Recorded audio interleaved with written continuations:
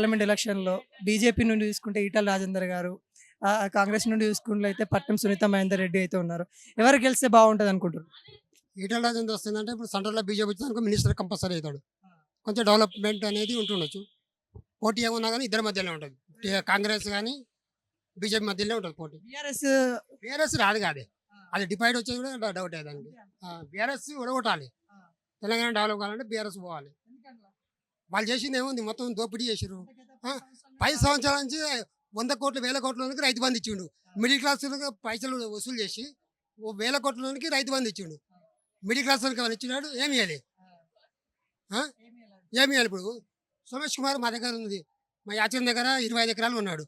ఆడ ఎంత 50 లక్షలు కొన్నాడు. ఆడ ఒక ఎకరా కోటి 3 కోట్ల ఎకరా. ఆయనకు 15 లక్షల రైతు బంధు వచ్చింది. మా దగ్గర పైసలు ట్యాక్సులు వసూలు చేసి వాళ్ళకి ఇచ్చిండు. మిడిల్ క్లాస్కి ఆయన చేసింది ఏముంది? ప్రచారం ఎక్కువ చేసుకోరు, జనాలకు చేసింది తక్కువ. ఈటల రాజేందర్ గారి గురించి మీకు ఏం తెలుసు? ఏం చెప్పాలనుకుంటారు ప్రజలకు చెప్పాలంటే? ఈటల రాజేందర్ అంటే ఇప్పుడు సెంట్రల్లో బీజేపీ వచ్చిందనుకో మినిస్టర్ కంపల్సరీ అవుతుంది. మినిస్టర్ అయిందంటే కొంచెం డెవలప్మెంట్ అనేది తీసుకురావచ్చు. అంటే మినిస్టర్ అవుతాడు అని అనుకుంటుర్రా? సెంట్రల్లో బీజేపీ వస్తుంది 100% మినిస్టర్ కంపల్సరీ ఆయన. అంటే ఇప్పుడు ఒకవేళ ఇది ఈ వీడియో సార్ చూసిండు అనుకో, సార్కి చెప్పాలంటే ఏం చెప్పదలుచుకుంటారు? అంటే మీ అభివృద్ధి పనులు కానీ ఏమన్నా చేయాలి, చేస్తేనే పబ్లిక్ ఓట్లేసేది. ఇప్పుడు ఎలక్షన్ వచ్చినప్పుడు పైసలు మంచిది కాదు. అభివృద్ధి చేస్తే వాళ్ళు పైసలు పంచకున్నా కానీ పబ్లిక్ ఓట్లేస్తారు. అట్లా డెవలప్మెంట్ అనేది చూపించాలి. ఇప్పుడు వస్తారని అనుకుంటారు ఖచ్చితంగా. ఎందుకంటే 36 లక్షలు ఉన్న అతిపెద్ద నియోజకవర్గం ఇది. అంటే ఏ విధంగా ఉండబోతాం? బీజేపీ కాంగ్రెస్ మధ్యనే ఉంటుంది పోటీ. మెజారిటీ ఎవరికి వస్తుంది అనుకుంటారు? ఈటల రాజేందర్ రావచ్చు.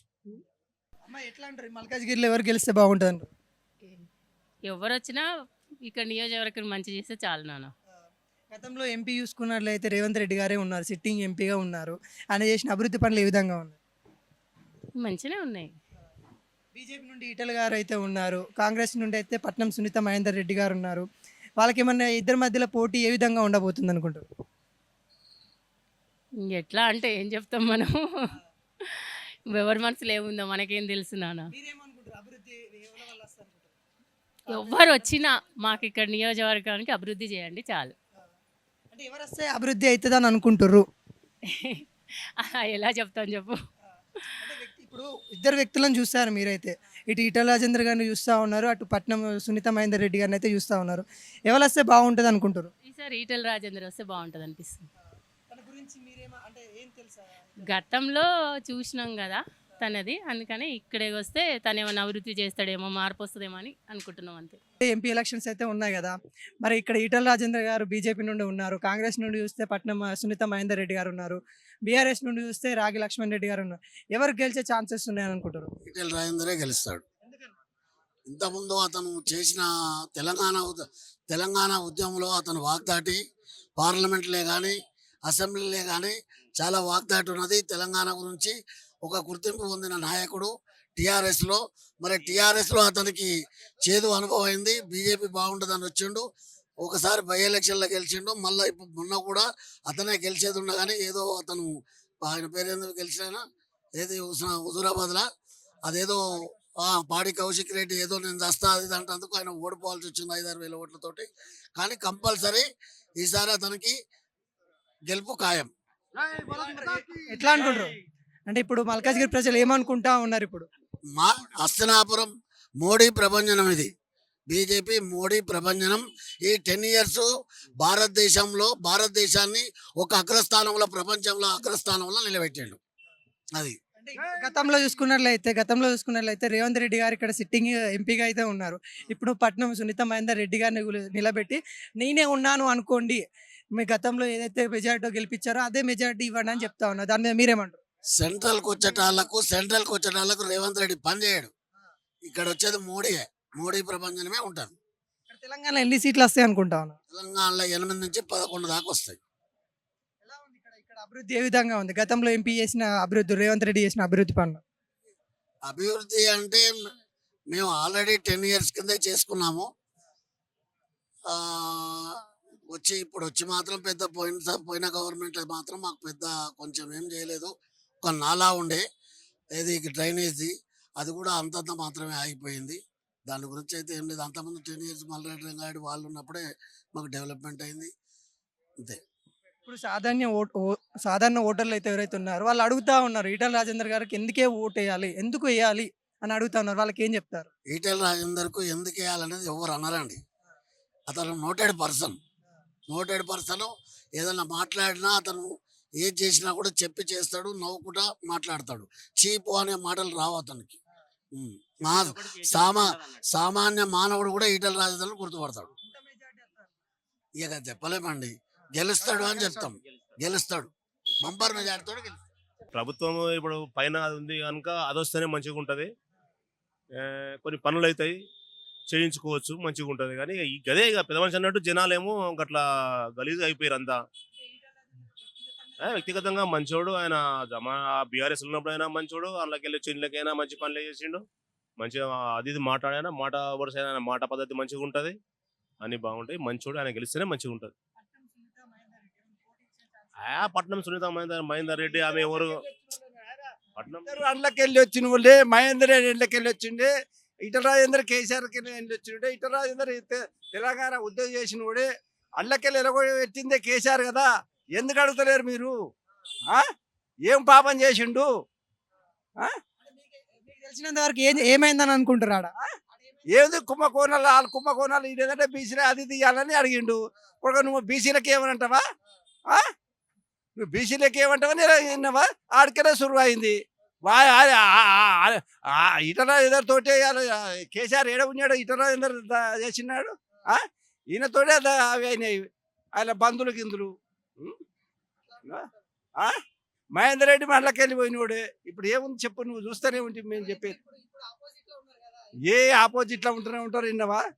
మళ్ళీ ఈయన కాంగ్రెస్ టీఆర్ఎస్ అందులోకెళ్ళి వచ్చిన వాళ్ళే. ఇంకా జనమే పిచ్చోళ్ళు.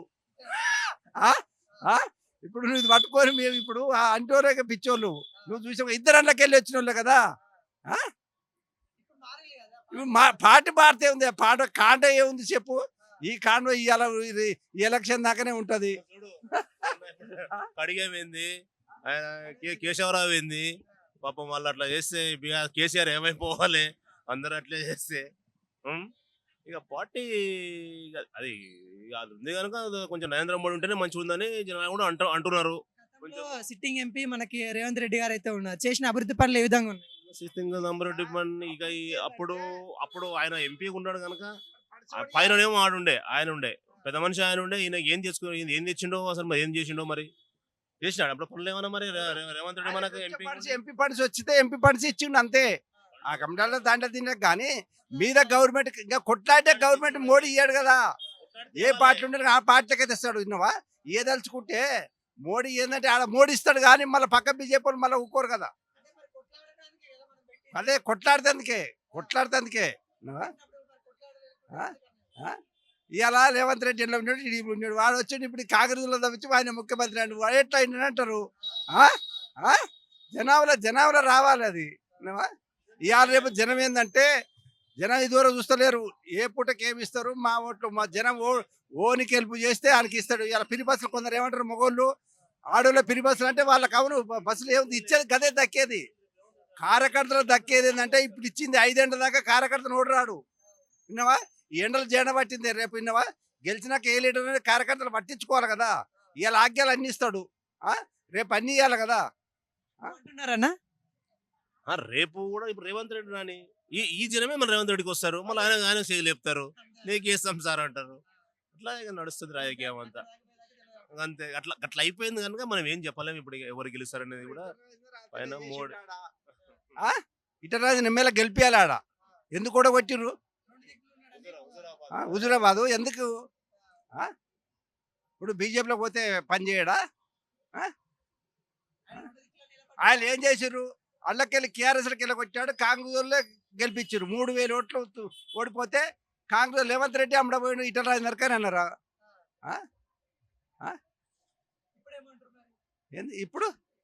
ఇప్పుడేమంటారు? రేవంత్ రెడ్డి ఈటల రాజేందర్ బీజేపీలో పోయిండు. బీజేపీలో కంటే బండి సందే ఇళ్ళకి పడకనే ఆడైనవా? అందరూ ఓట్లేసారు, ఈటల రాజేందర్ మన గెలుస్తుడే. ఇప్పుడు ఈడ గెలిచి కేంద్ర మంత్రి ఇస్తే బాగానే ఉంటుంది ఈటల రాజేందర్కు. వాళ్ళకి జాబులు ఉండాలి, హాస్పిటల్స్ ఉండాలి, అవే మెయిన్.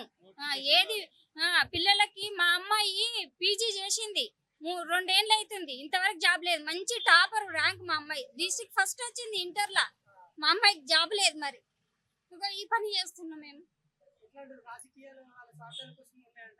అదే చెప్తున్నాము, ఎవరు వచ్చినా సరే పిల్లలకి హాస్పిటల్, ఆరోగ్యానికి, చదువులకి ఎంతో మంది పిల్లలు దాంట్లో పనిచేస్తున్నారు.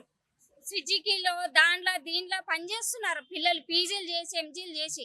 అలాంటి పిల్లలకి న్యాయం జరగాలి. ఎవరు వచ్చినా సరే జాబులు, చదువు అది మెయిన్. ఫ్రీ పథకాల కంటే మెయిన్ అది. ఎంతో లక్షల మంది పేద పిల్లలు చదువుకున్న విద్యార్థులు ఉన్నారు.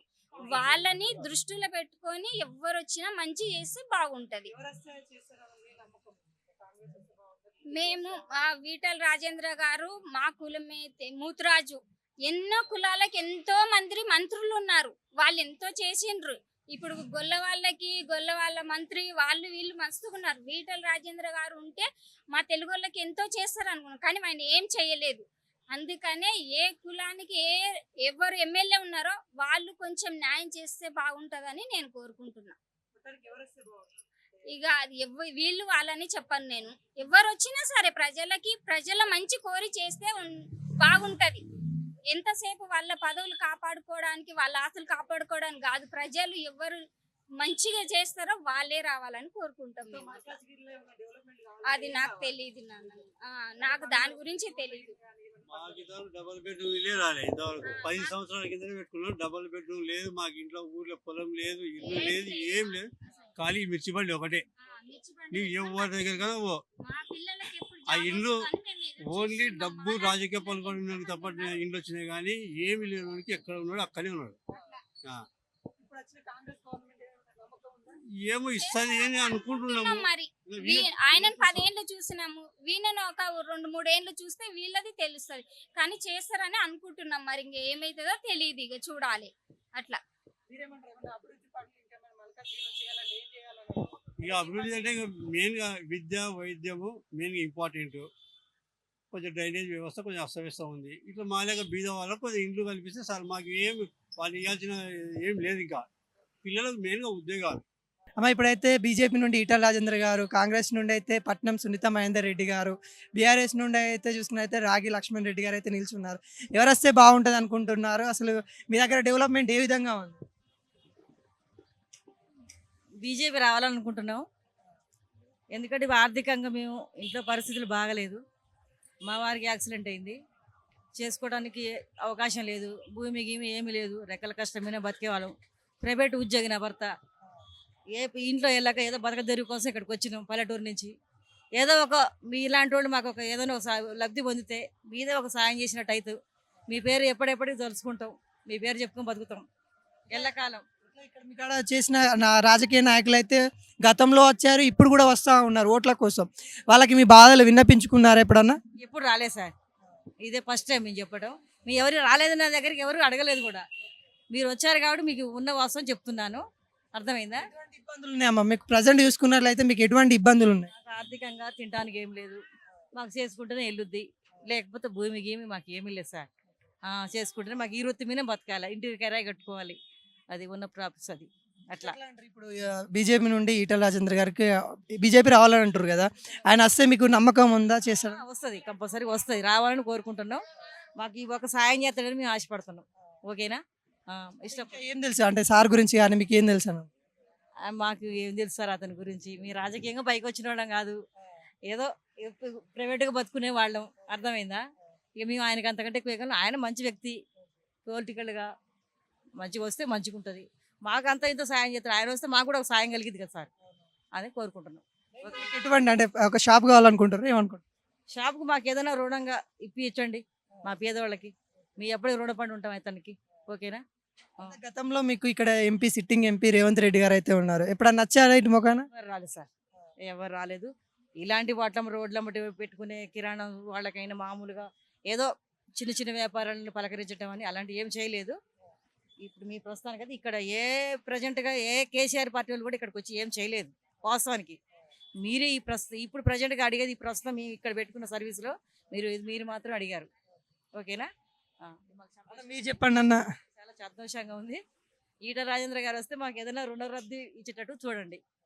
మీ వేలు ఎప్పటికీ మర్చిపోలేం.